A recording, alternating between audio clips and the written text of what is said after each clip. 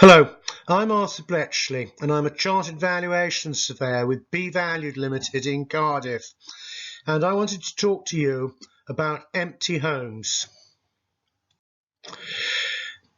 I've worked in the property sector, that's both public and private, since graduating almost 50 years ago, and well understand that there are circumstances that cause property to become empty. But generally speaking, it's socially unacceptable to leave a home empty for a long time.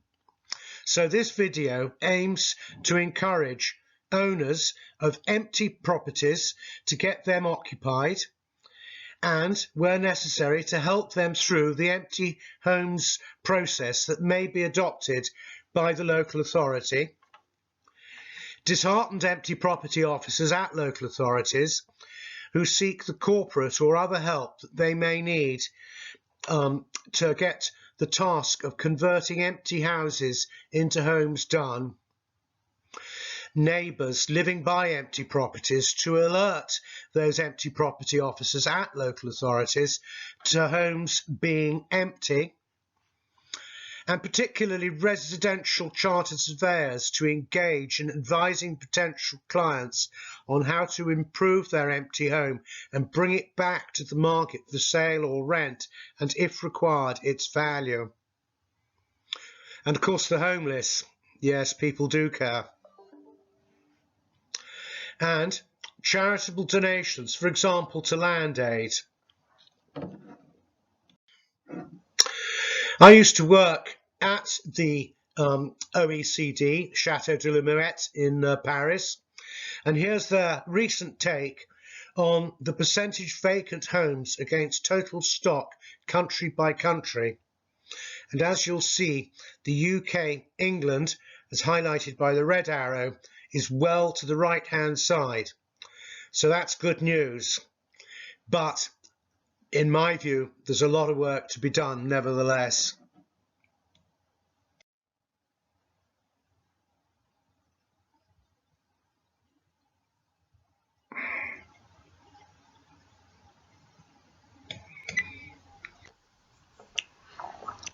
So we're going to look at the number of homes in England and Wales, those that are empty, those that have been empty long term, i.e. 6 months or more.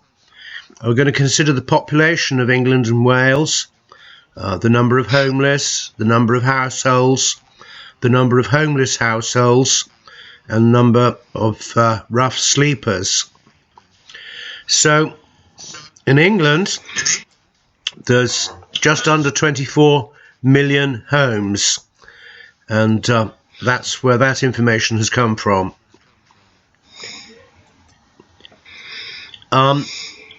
Just under 2/3 of a million are empty, and that's again the reference for that. So that's between 2 and 3%.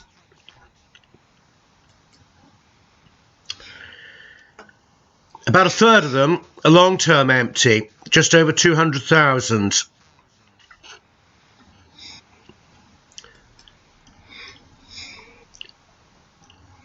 That's almost 1%.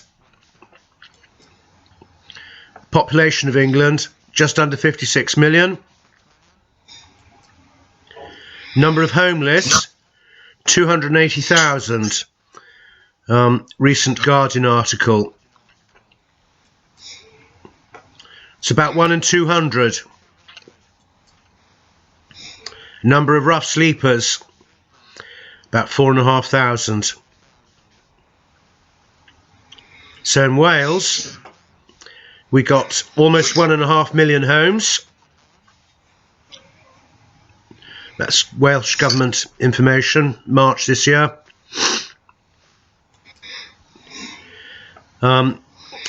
Just over 30,000 long-term empty. There's the information for that. You may see published 27,000, but that's just private ones.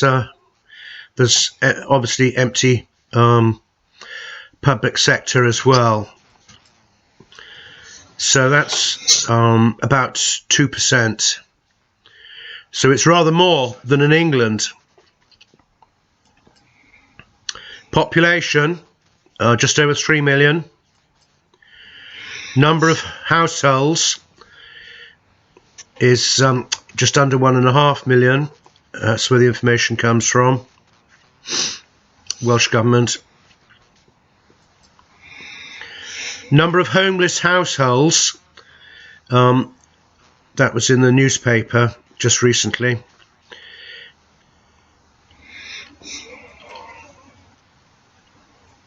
So the percentage is somewhat less than England, if I've got these numbers right.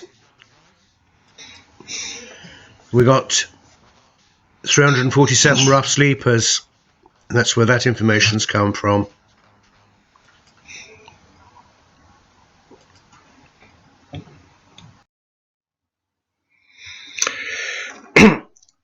As I say, there is, in my view, quite a lot of work to be done. And while this video concentrates on the numbers, quality is also important. And you can see my video about the Housing Health and Safety Rating System, or HHSRS, at that reference.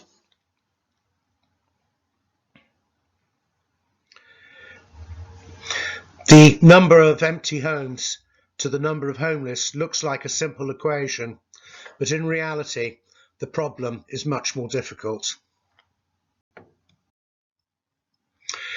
So, what might the effect on the community of having a home empty be?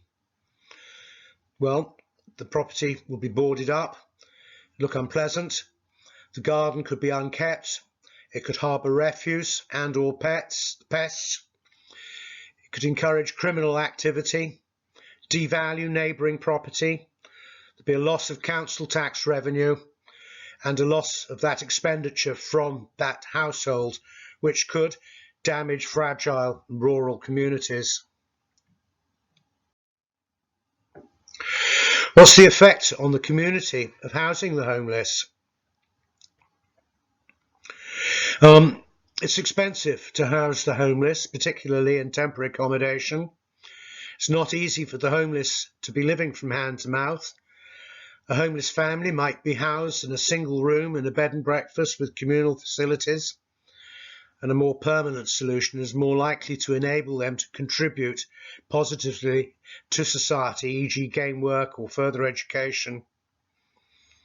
Conversely, I know that single homeless might be housed in 2+ bed accommodation and be precluded or not allowed to sublet the other room, i.e. tie up property. And what's the effect on an owner of having a property empty? Well, obviously a loss of capital or rental value, higher maintenance and security costs. It might be difficult to insure the property, risk of it being damaged by criminal activity, fly tipping, theft, arson, squatters, antisocial behaviour, etc. And having the local authority empty property officer chasing after you.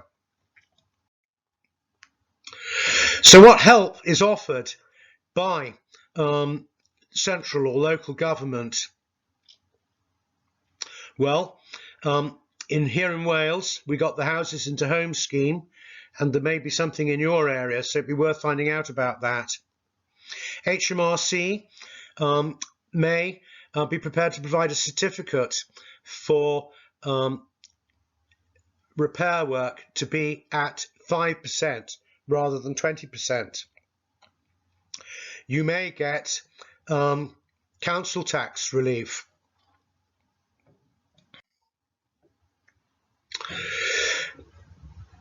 You could be a disheartened empty property officer as a local authority. I've worked in the public sector. I understand how it feels to be on your own with an overflowing in tray. There could be too many empty homes, not enough money, not enough legal support or other support, difficult property owners, even difficult surveyors. But what powers do local authorities have regarding empty homes in England and Wales? Well, they've got a palette of options. There's Section 215 of the Town and Country Planning Act 1990, and particularly Section 77 to 79 of the Building Act 84, Section 79 to 81 of the Environmental Protection Act 1990. The Housing Act 2004 provides a number of options, for example, improvement notices, prohibition orders, hazard awareness orders, demolition orders, clearance areas, empty dwelling management orders.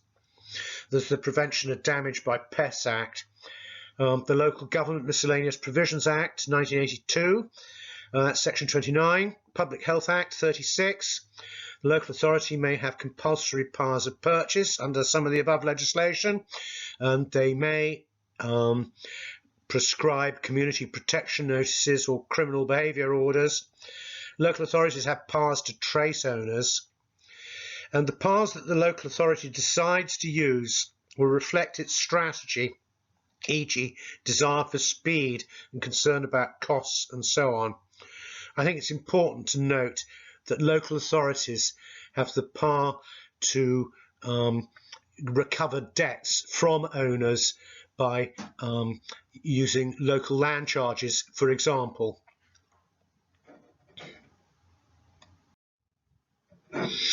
So, the owner of an empty property may not be able to escape from the inevitable that the property needs to be made occupied.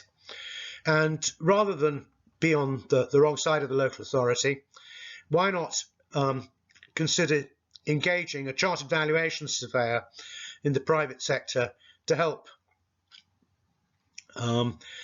I've done many surveys, mostly RICS home buyers surveys at level 2 of empty properties in England and Wales for prospective purchasers over the last few years.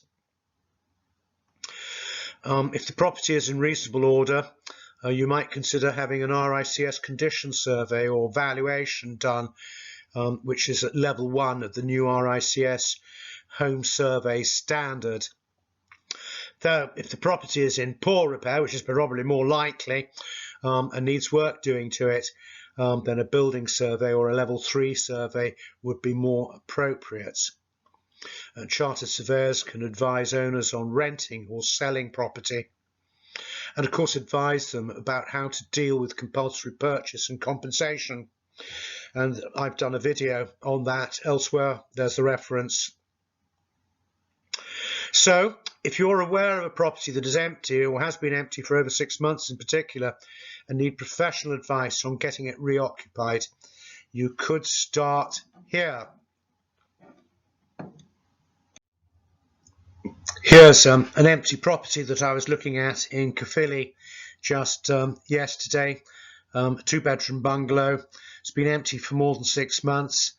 Unfortunately, it's been empty over Christmas.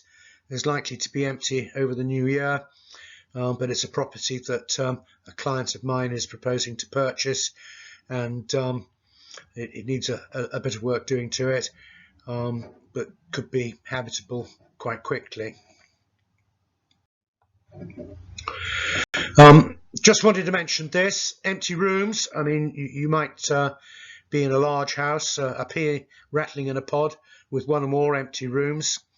The government has a rent a room in your home scheme, and you can get tax relief for renting homes.